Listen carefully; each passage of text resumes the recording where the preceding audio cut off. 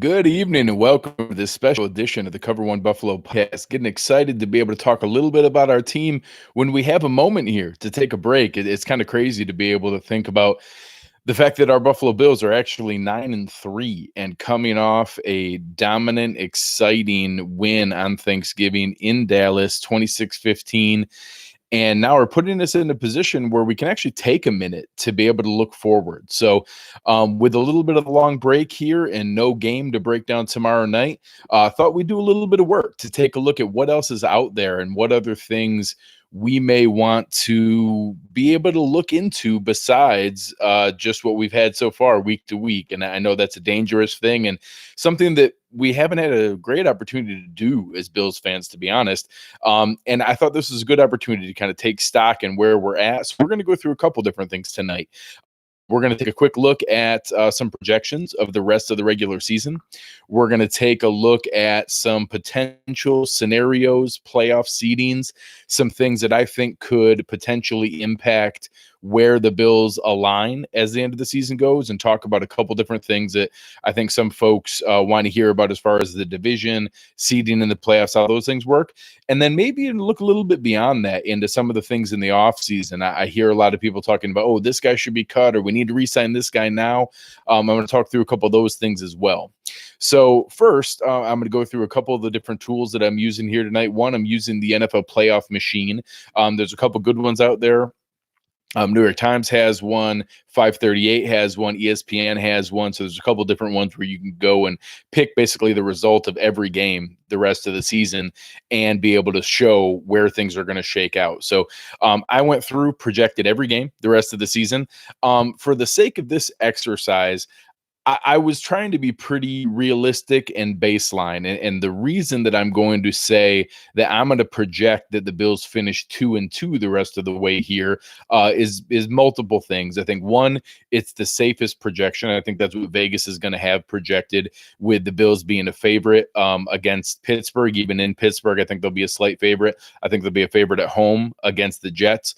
They're already roughly a touchdown underdog at home against Baltimore, depending on how that game goes with San Francisco tomorrow, which will obviously be a big game. And then they'll obviously be an underdog in New England. From an emotional standpoint, obviously I would love to upset Baltimore or upset New England. I think it would be great strategically, because both teams currently have a 1.5 to 2 game lead on the Bills. I don't know that there's a great scenario for it to impact where the Bills get to in the regular season. So emotionally, I wouldn't mind the idea of a tough fought, hard nosed, late emotional loss to both teams that we have a chance to avenge here in the playoffs and be able to go back and get them when the games actually matter. So obviously I'd love for the Bills to run the table, be able to go 4-0 the rest of the way, finish at 13-3. Even if they finish 13-3, it's actually fairly realistic that they wouldn't win the division. And I'll go through that in a moment here. But for the sake of this exercise, I'm going to project that the Bills finish 2-2. End up going 11-5, that they beat both Pittsburgh and the Jets, and that they lose tough ones to the Ravens and the Pats. Again, I think they showed Thursday against Dallas that they can beat any team, they can hang in any game, and that I do think there's a chance that we could pull off those. But just for the sake of this, we'll say that the team goes 2-2. The things that we need to look at here are that the playoff seedings break down in the NFL. I know a lot of teams, you end up looking at a couple different things of what is, common opponent, what is, divisional record, what's conference record. And there's a couple different things that people look at that get a little bit confused. There are two sets of actual tiebreakers in the NFL. One is for conference tiebreakers, which would be how we'd break a tie if we're going for a wild card against, say, Houston or Oakland or a team like that. There's actually a different set of divisional tiebreakers that when we're trying to figure out if we could win the division against the AFC East, obvious dominant team, the Patriots. I don't fault a lot of Bills fans for not knowing the divisional tiebreakers, because they haven't mattered in about 20 years. So just a couple of things to look at. Both of them start out with head-to-head. That's pretty, normal. In the division, the win-loss record within the division is the next tiebreaker. So say the Bills were to upset the Patriots, and then we beat we sweep the Jets and sweep the Dolphins. They sweep the Jets and sweep the Dolphins, but we both go 1-1. We're both 5-1. That's thrown out. The challenging part, and that where most people get some of their tiebreakers wrong, is that the conference tiebreaker next goes to best record in the conference. So people are looking at that saying, hey, they lost to the Ravens, our losses to the Eagles, and had some other things there. We can make up for that. In the division race, it's actually common opponents.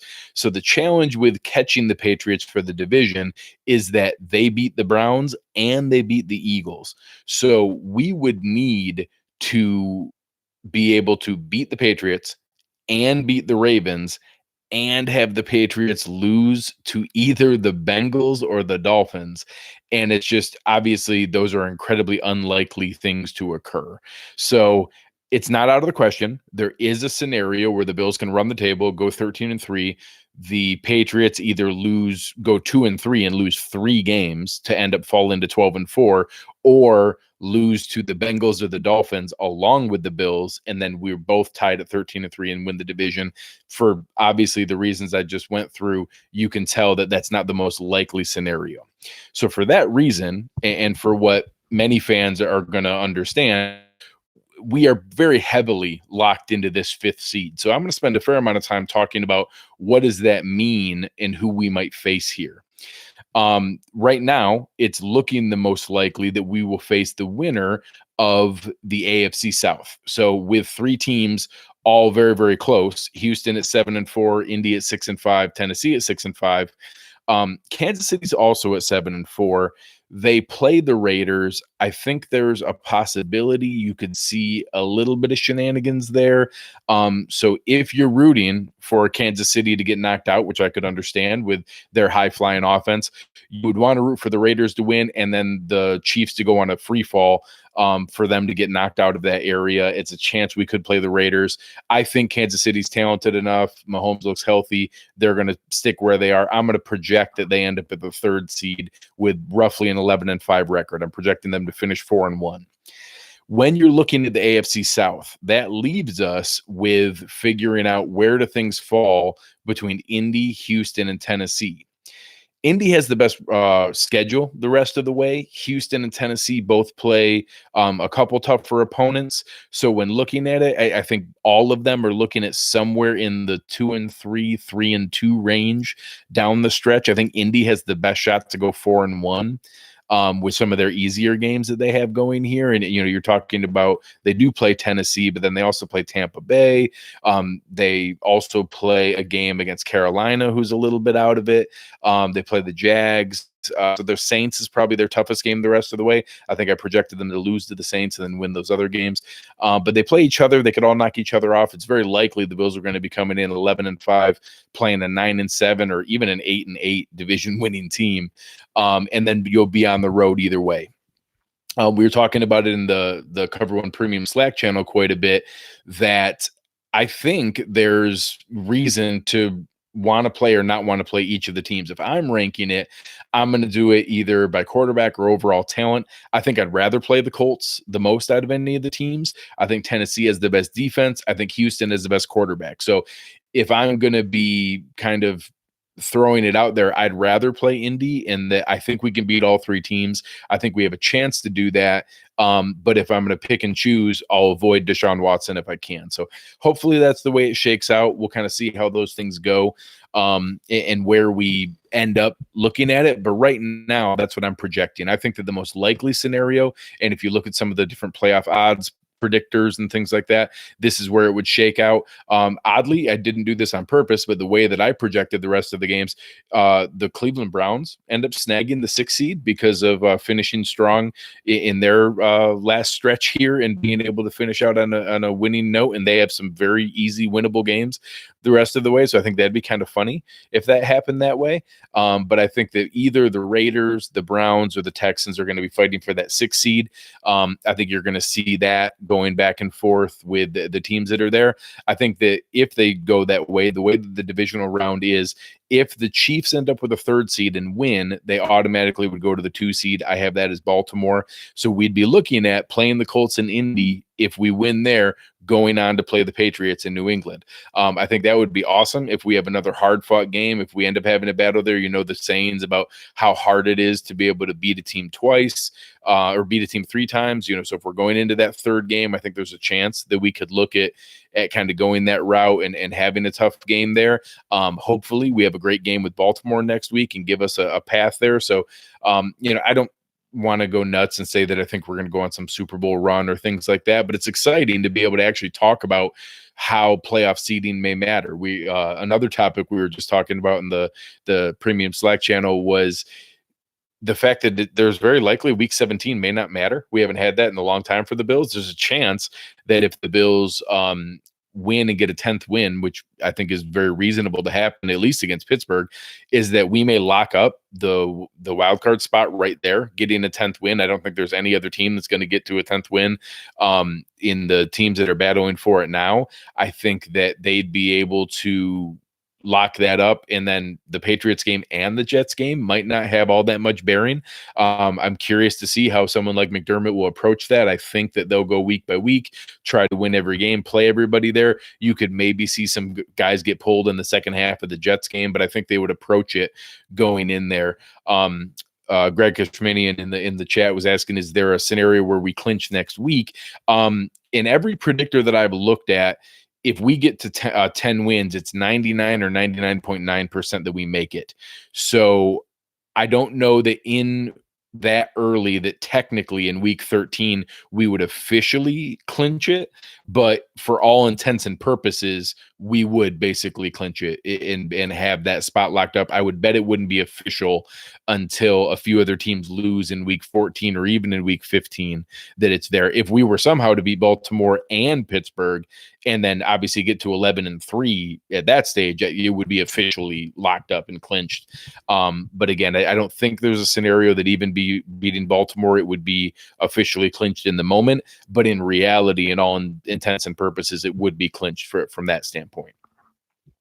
So again, I don't think that's anything crazy to look at the schedule the rest of the way, the predictors and what are out there. Right now, most of them are showing it's very likely that Baltimore and New England are going to end up as the top 2 seeds. They're in good position to do that. The Bills can make some noise. They play both of those teams. They have a chance to do that. There is a not impossible scenario where the Bills go on a run here and they're able to close out getting one of those first round buys. I think that would be pretty crazy and would be a very unlikely scenario, but it is possible. But it's still crazy that we're actually talking about that here after Thanksgiving game of things that are now in the realm of possibility that we didn't even really dream about before.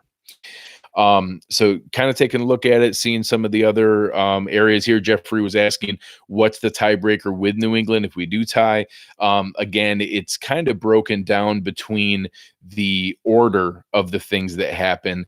It would have to take, in order for us to do it, it goes head to head, best record within the division, best record amongst common opponents, and then best record in the conference. So in order for us to do that, because the common games, because they already beat the Browns, because they already beat the Eagles, they need a loss to the Dolphins, which would be kind of tough to project. So again, it's going to take something pretty crazy and some weird upsets for the Bills to win a tiebreaker with the Patriots. So I just don't think it's realistic, even though it's technically possible. One of the other things I took some time preparing here today was looking even beyond that, because I know that, we're going to watch the games shake out the way that they are. We're going to enjoy them and go through there. But some of the things that are coming up here are some of the talent that we're seeing really break out and some things that are out there as far as who the possible people we should be looking to lock up to further extensions, looking at contract work, looking at who could be cut, looking at who we want to re-sign, who's a free agent, and who wants to come up as an extension beyond that. So I'm going to get into some financial talk here and some of the things that we're going to go through. Is going to be a lot of numbers, so I'll try to be careful not to ramble too much into the minutia of things.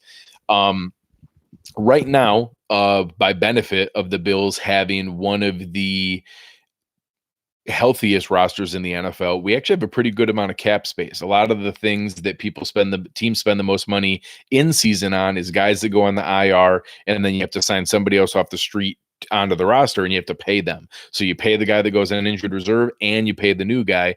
And it basically is not quite $1 million a hit, but it's usually somewhere between $600,000 to $1 million for each player. And you tack that on each time that it goes. So right now the Bills have $26.6 million in cap space. I'm going to project that they use up about $2 million of that we have about 3 more players that we end up having to sign during the year. I think that's pretty normal or even on the high end out of the last 3 games.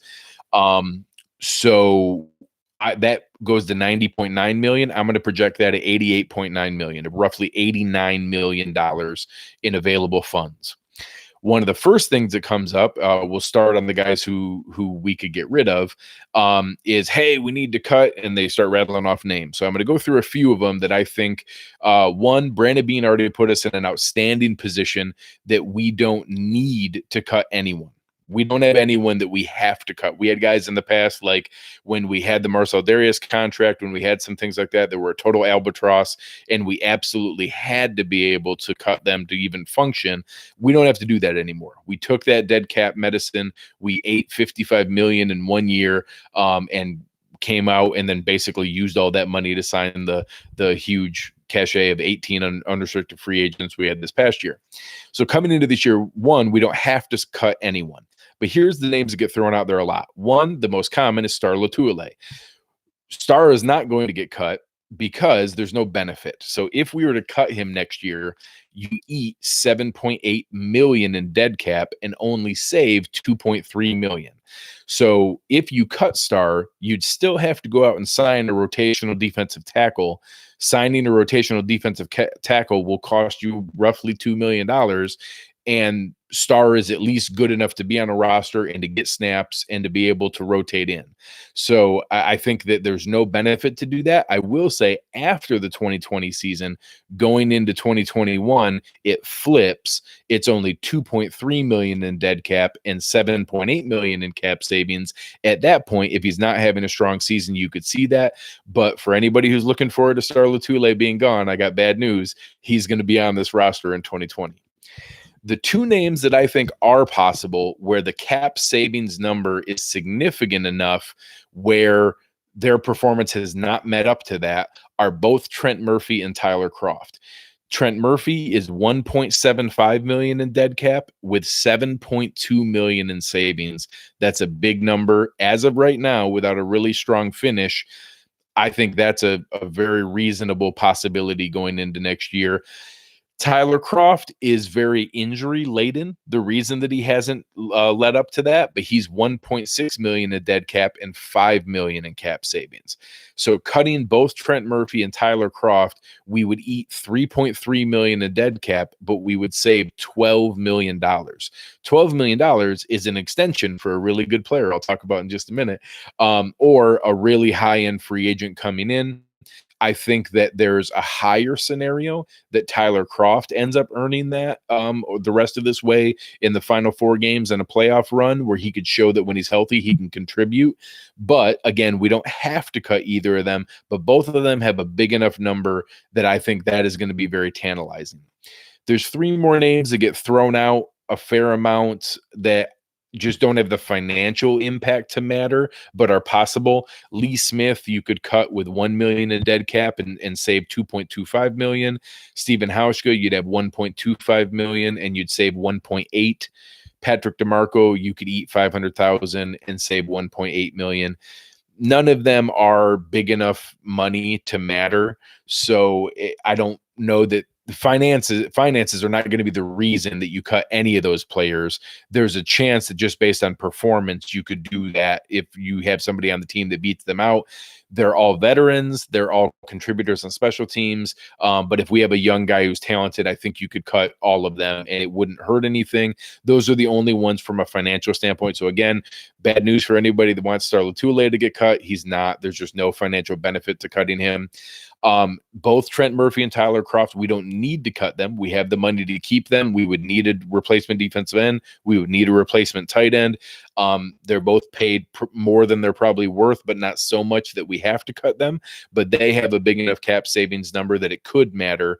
Then Lee Smith, Stephen Hauschka, Patrick DeMarco, none of them are making so much money that you need to cut them, but they're all, older players that you could possibly replace cheaper, and have a little bit of cap savings tied to them. So again, not anything that's going to really move the needle. There's a chance that we could take that cap number from 88 million closer to 100 million. There's no player that we're going to sign because we have 88 million or 100 million that we wouldn't sign because we had 88 million. We're going to be able to go out and go after just about any player we want. The next area we get into, before we get into the extensions, and I do want to talk about, I think the extensions are where the really exciting players are coming from, but we do have some good players coming up here that are unrestricted free agents. So in total, the Bills have 13 unrestricted free agents that are coming up. The 13 unrestricted free agents, a lot of names that you recognize: Jordan Phillips, Spencer Long, Lorenzo Alexander, Kevin Johnson, Shaq Lawson, Quentin Spain, Ladron Waddle, Frank Gore, Julian Stanford, Maurice Alexander, Kurt Coleman, Corey Legit, Sonoris Perry, and then we get into some of the restricted free agents and exclusive rights guys. Exclusive rights guys include people like Robert Foster, Duke Williams, Levi Wallace, Isaiah McKenzie, Vincent Taylor. That means that if the Bills want them back, they can come back. The team has the player can't go anywhere. They either play for the Bills or they don't go anywhere. Kroom is on that list as well as a good call in the chat. So those are guys who can come back. They're not going to cost anything. The 13 unrestricted free agents is where you get into the compensation draft pick formula. I actually went into this assuming when I was doing this exercise that we were going to have a better chance of being able to get a comp pick. And I'm going to explain in a moment here why I don't think we're going to. So out of those guys, obviously there's a few easy names there. Nobody cares if, no one's going to be beating themselves up to sign Maurice Alexander, Kurt Coleman, Sonoris Perry, people like that, Julian Stanford. I think that Lorenzo Alexander to this point is said he's going to retire. I think that Frank Gore, now that he passed Barry Sanders, maybe he's got 1 year left, but I think I'm projecting that both Lorenzo Alexander and Frank Gore retire for this exercise. If they return, I actually think both of them would return to the Bills. I don't think they would necessarily go elsewhere. And so for that exercise, they're not going to impact the comp pick formula because either I project that they would come back to Buffalo or they would leave altogether. The next set is where you get into a couple names where I think there's guys who are going to come back. One is Spencer Long. Spencer Long stepped in really well when we saw Mitch Morse get injured. John Feliciano popped over to center. Spencer Long came in at guard. He's experienced. He's got good versatility. He's a valuable depth lineman. I think it's a little bit of a luxury that his team option is $4.2 million. But again, I would prefer to have that kind of veteran valuable depth there, even if we're paying a little bit more than what it's potentially worth. So I'm going to project that we exercise that option and keep him. You then get into a couple guys who are really starting to contribute, but I think you can get back at a little bit more reasonable deal. I think Ladron Waddle has been kept on injured reserve this whole time and did not get an injury settlement because they want him back. I assume they're going to sign him for the same deal they got him before, around $2 million. He's a valuable veteran swing tackle. I kind of wish we had him right now behind Cody Ford. So I'll count him at $2 million. I'm counting that they're going to give Corey Legit the exact same deal they gave Jordan Phillips, the 1 year, $4.5 million. He's made a nice contribution. I think he was waiting to catch on with the team. I project they're going to bring him back at a reasonable deal and roughly what you pay a solid rotational defensive tackle. The next two, it's really going to depend on the number, but I'm going to project that we keep both Quentin Spain and Kevin Johnson, and I have them both at about $5 million. I think that Kevin Johnson is potentially taking over for Levi Wallace as a starting corner. I don't know if that's going to go to a full starter backup role, or maybe it's, Aaron and I talked on the show after the Cowboys game that maybe it moves to Kevin Johnson 70% and Levi Wallace 30%, but I think that's going to be a little bit more here. Quentin Spain, I think, has done a great job. I think he's earned a contract. I'd be happy to give him say 3 years, $15 million over those 3 years, $5 million a year. Kevin Johnson, I'd probably do shorter term because of his injury history, but 2 years, $10 million, I'd be happy to do that. So I'm counting that we keep those 5 players. Those 5 players I have roughly at about 20 million to be able to, re-sign that group of players. Then you get into a couple that are going to cost us the most money. Obviously, Jordan Phillips and Shaq Lawson. I like both Shaq Lawson and Jordan Phillips. I would love to be able to have them back at the right number. I have a feeling that both of them have played themselves a little bit out of our price range. Sacks are very flashy numbers. Owners will see that, especially a defensive tackle. I think Jordan Phillips might have played himself up into the double-digit million area, 10, 11, 12. I heard some shows talking 13, 14 million, and it's just so much money. And I like Jordan Phillips a lot, but with Harrison Phillips coming back, with Corey Lugitt contributing, Ed Oliver is a monster. We still have Star Latuile. I think next year you could function that way with a defensive tackle rotation, that you could have Ed Oliver and Corey Lugitt, Star Latuile, Harrison Phillips, and have a 4-man defensive tackle rotation that I think is legit. And I don't know that there's so much of a drop off from Jordan Phillips to any of those 4 names I listed that it's worth giving Jordan Phillips $13 million or 3 years, $39 million that I think it would take to re-sign him. If they can get him for a healthy number, I'll be happy. I'd like to keep him. But again, I'm going to get into some of the extensions coming up here, and that who you'd be choosing not to re-sign. Those are some of the tough choices that we need to be able to take a look at and figure out where those things are going to fall. So right now I'm going to project that we don't keep Jordan Phillips because I think he's going to end up making more money than what we're willing to pay. Shaq Lawson's a little bit tougher.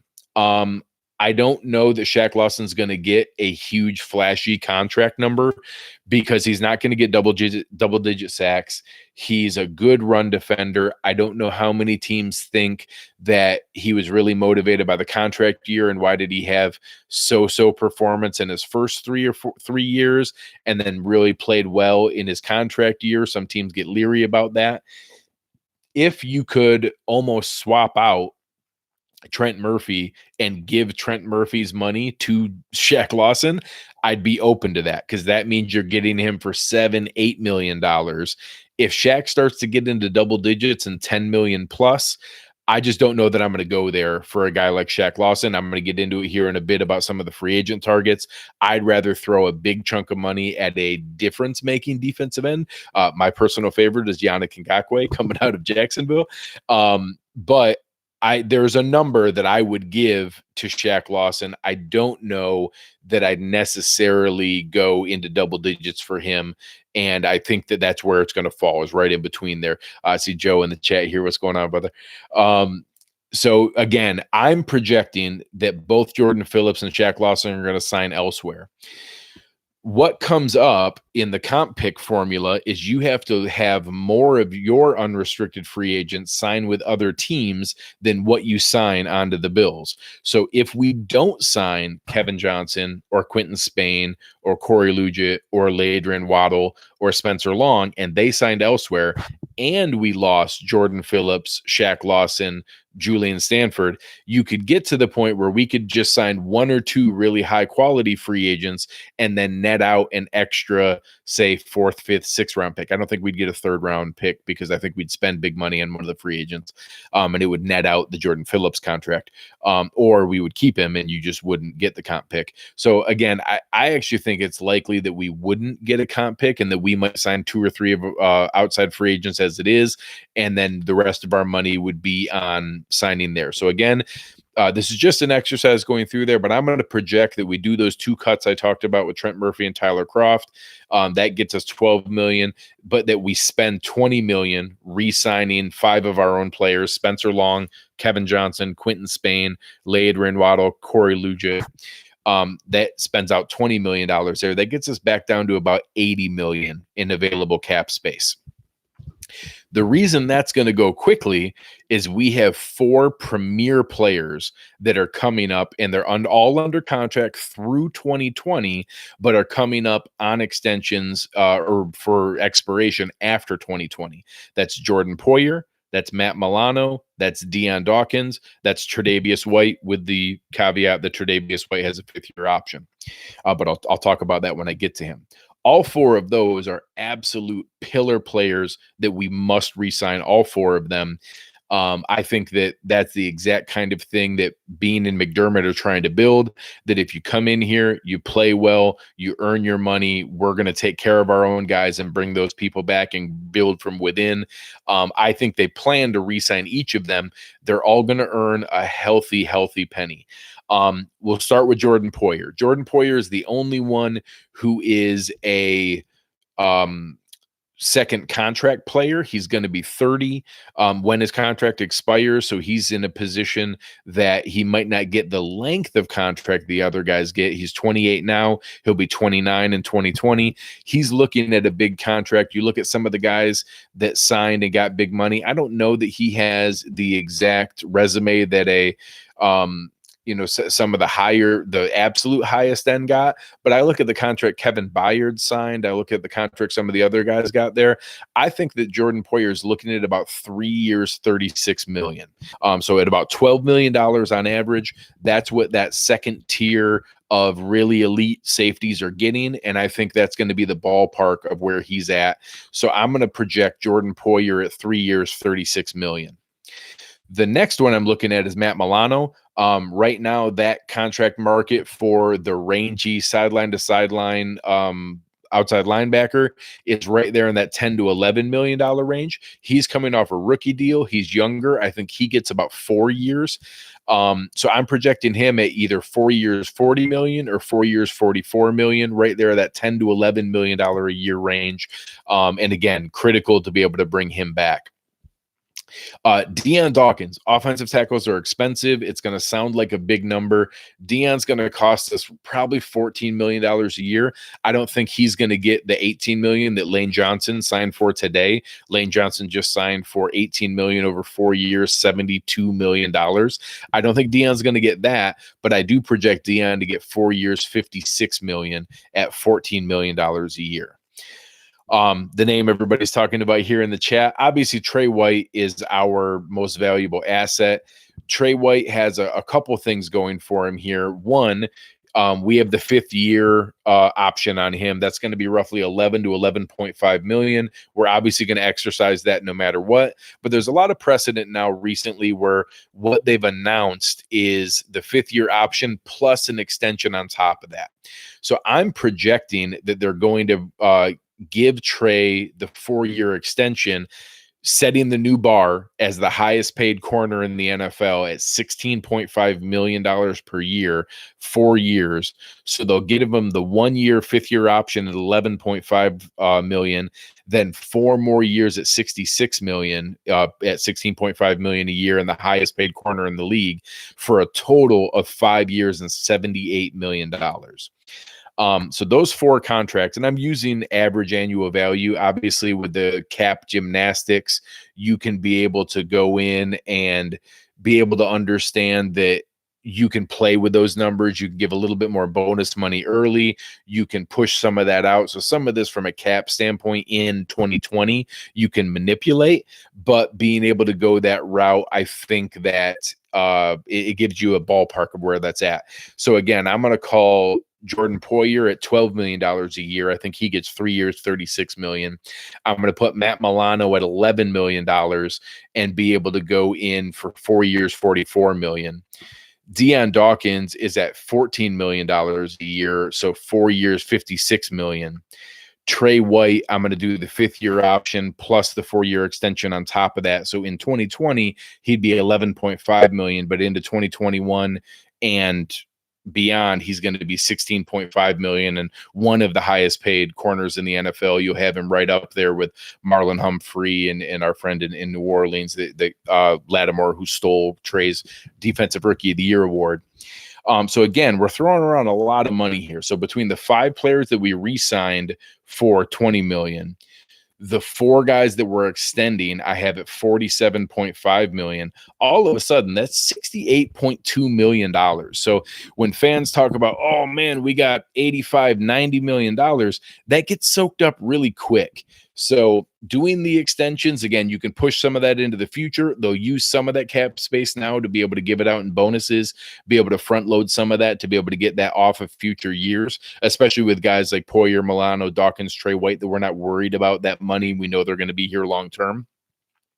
But being able to go through here, that soaks up a lot of that money. It also gives you a view that 68.2 million, all of a sudden, if you were to re-sign Jordan Phillips and Shaq Lawson, and they both cost, say, 13 million and 10 million, 13 and 10 is 23. 23 and 68, you're at $91 million. That's all of your money. So it's just funny how quick those things add up, and that where you're looking at to be able to go through there. So as we get to that point, we're now at 68 million. We had a little bit of cushion from the cuts that we made. So Joe's helping me out here in the chat here. There's 32 million in cap space to go. We're going to count 10 million of that as the draft pick holds that are there. So you got to count that. It never nets out to that much because you end up releasing some bottom end roster guys when you bring in the draft picks, and that nets out. Sometimes it's closer to 5 million, but just to be safe, we'll count 10 million and we'll leave it there because Bean likes to keep a pool of money for injuries and things that are coming up there. I'm not going to go crazy on free agency because I don't think we're going to be huge spenders, but I did pick out a couple names at 3 positions that I think we could look at. I do think we see 1, maybe 2 splurge signings. I don't think that we're going to see the kind of off season that we saw this year where we signed 20 unrestricted free agents. That's just crazy. But there's a handful of guys that I think are decent fits into what we're looking at. One, right now in my projection here, we cut Trent Murphy. We didn't re-sign Shaq Lawson, so we're short some defensive ends right now. One, I think we'll get there into the draft and where that comes, but I think that one of the areas that will have some spending here in the offseason is at pass rusher. My by far number 1 wish list is Yannick Ngakoue. Yannick Ngakoue is a perfect fit for what we're doing here. He's in a situation where Jacksonville would love to keep him, but they've already given out way too much money to way too many other people. They can't afford to be able to keep him, and that he's going to walk as a true unrestricted free agent, healthy, 25 years old, 4-3 defensive end, and could really be a contributor. I think I personally would throw $100 million at Yannick Ngakoue. I would go upwards of 110 million and give him 22 million a year. I would break the bank. He's the one player in free agency I would truly break the bank for. I would rather spend on him than Jadeveon Clowney, even though I like Clowney and think there's a debate that Clowney is a better player when healthy. Ngakoue has a squeaky clean record, really hard worker, really dedicated to what he does, has been healthy and incredibly talented. I would be happy to spend up to 20 million in annual average salary on a guy like Yannick Ngakoue. Obviously, I'd still pursue a Jadeveon Clowney. I think you drop down into a next tier. There's a couple guys like Shaq Barrett and Robert Quinn. I'd consider going after them. I think they're both better pass rushers than what Shaq Lawson is, but maybe not as good of run defenders as Shaq is. So depending on what the team is looking for there. Then you get into basically the Shaq Lawson territory. Do you want to go after Ziggy Ansah? Do you want to do a reclamation project like Jason Pierre-Paul? Emmanuel Ogbah, kind of a busted out draft pick who's done a little bit better after leaving Cleveland. So there are some high-end pass rushers that are out there. The next position I think is possible is to add a piece at receiver. Obviously people know some of the higher end names. You'll see some veterans who are looking to catch on with a team, maybe like AJ Green, maybe like Emmanuel Sanders. A name I've seen come up in the chat quite a bit here is Nelson Aguilar. I actually think that tier, there's 2 lesser known players that I really like who are unrestricted free agents. One, they're both speedsters. Demarcus Robinson coming out of Kansas City and Trevor Davis out of Oakland are both really fast guys that I think we could possibly plug into that same role that we're playing around here, competing with Robert Foster, studying under John Brown, looking into that area. So I would love to see a name like AJ Green. I think that's fun. I think Emmanuel Sanders is a veteran that could be able to play. I'd personally rather go more of the value route and look at a guy like DeMarcus Robinson. He'd be kind of my area to focus on. Prior to the last couple weeks, I thought that offensive tackle was going to be a bigger need and that we'd be talking about kicking in Cody Ford to guard.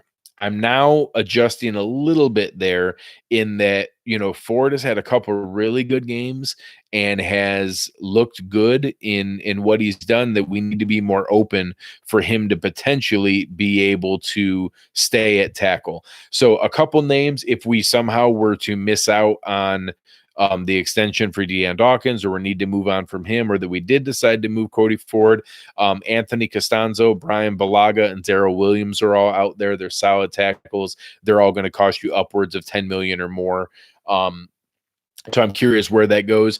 But honestly, there's not a tremendous free agent market coming up this year. I think that as the chat's going through, I do think that we're going to see more being focused in the draft of where we're at there. So again, I didn't want to go crazy into this, but I did look at a handful of names. Right now, the Bills would be picking 26th in each round. We have our own pick in rounds 1, 2, 3, 4, 5, and 6. We have an extra 5th. We have 2 extra 6ths. So right now, you're looking at the guys who are available in the late first. You have 2 pass rushers, one out of Penn State, Yader Gross-Matos. You have Clavon Chazon coming out of LSU. Then you have the group of receivers, T. Higgins, Henry Ruggs, and I don't even know how to pronounce Chenault's first name. I've seen a couple different people. Visca, I think LaVisca is his full name. I've heard him called Visca. I think that you could see them go after it. I know people in the chat have talked about, we need our Julio Jones. I don't know that you're going to get a Julio Jones talent at the 26th overall. But I do think that those are some of the names that we could see in that area. So again, I'd like to see the first handful of picks be a defensive end, a wide receiver, an offensive tackle, and then I'll pick out some names here in the second round. A complement, if we do see Frank Gore retire, to bring in a powerful, explosive runner to complement with Devin Singletary. Maybe in the second or even in the third round, you could see a J.K. Dobbins, a Najee Harris. I don't know that we're going to see like a Travis Etienne or a Jonathan Taylor that might go earlier in the first round, but you might be able to see someone like Dobbins or Najee Harris or one of those guys later on in the second or third round. I wouldn't be upset to get a talent like Taylor or, one of those kind of guys to be able to do it. But I think those are the positions. I'd like to see the first handful of positions in the draft. You're going to see some focus on pass rush. I think is going to be a critical one. I think you will see an investment in wide receiver. I do think we'll bring in a running back, but nowadays you can wait till the third, fourth, fifth round to still get a talented running back. We got, obviously Singletary in the third round. I think corner is looking at one because obviously we've seen a couple of flaws in Levi Wallace. You've also seen the injury history of Kevin Johnson, so you could see some investment there. And then later on, I think we have the need that if we're going to see guys like Julian Stanford or Maurice Alexander move on, we need to bring in a linebacker from a depth standpoint. Nowadays, we play the 3-down linebacker maybe 20% of the time. So I think that we play between the big nickel, between our standard nickel, our 3 safety look. I think there's enough combination that you don't need a huge investment in a linebacker, but I'd like to see one of those 4th, 5th, 6th round picks, maybe at 2 linebackers to compete and a guy that can come in, restock some of the special teams as well as a contributor. I think you can also go out and sign a veteran guy who can play a similar role to Lorenzo Alexander on the linebacking side, maybe not the versatility that Zoe has, but we'll, address that as it is. So again, went through a ton of stuff here tonight, but just thought it's really fun to be in a position as Bills fans. I'm going to ask you guys any last questions. I'm going to get ready to wrap up here. Start shooting me some questions here, and I'll go through my rundown, and then I'll answer some ones that pop out here. Again, I'm projecting that I think the Bills are going to finish here with the 5th seed. I think they're going to open up with the winner of the AFC South, and then hopefully win that game and go on to play the Patriots and make some noise here in the playoffs. I think the Bills are going to use a lot of their cap space this year on re-signing our own players. I think that we re-sign, some of the guys who are coming up on contracts with Spencer Long, Kevin Johnson, Quentin Spain, later in Waddle, Corey Luget. I think that we'll then offer extensions very similar to how we did with Jerry Hughes. Like after that first run of free agency, sometime in later March, we'll see some of these extensions start coming through for Jordan Poyer, Matt Milano, Deion Dawkins, Trey White. We'll see some of those things coming out here and negotiations with them on extensions. And then I do think that we see, whether it's in free agency and or the draft, I think that obviously pass rush, wide receiver, some linebacker depth, some cornerback depth, and another complementary running back are some of our top options to be able to go there. Chad was asking in here about signing or drafting a new kicker. I absolutely think that's in play. The fact that we're going in with that many extra picks, I think you could use a late round pick on a kicker. I think it would be competition.